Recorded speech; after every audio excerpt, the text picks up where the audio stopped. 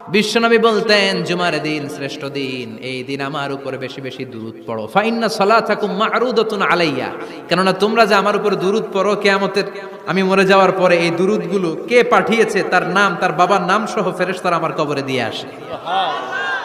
সাহাবারা বললেন, ইয়া রাসূলুল্লাহ কাইফা সালাতুনা মা'রুদাতুন আলাইক, আপনি মরে যাওয়ার পরে আমাদের দুরূদ কেমন করে আপনি দেখবেন? ওয়াকাদ আরিমতা, আপনি তো পচে গলে মাটির সাথে মিশে যাবেন।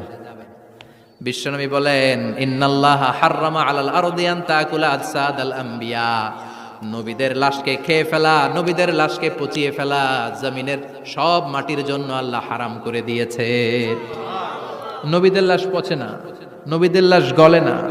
যারাই বিশ্বনবীর উপর দুরূদ পড়বেন, আপনার নাম সহ, আপনার বাবার নাম সহ, মালাইকাতু সাইয়াহিন, একদল ফেরেশতা আছে শুধু রাউন্ড দেয় গোটা ওয়ার্ল্ডে। কারা বিশ্বনবীর উপর দুরূদ পড়েছে, এই দুরূদ নিয়ে, এই নাম নিয়ে বিশ্বনবীর কবরে তারা পৌঁছে দেয়। চিল্লায় পড়েন আল্লাহু আকবার।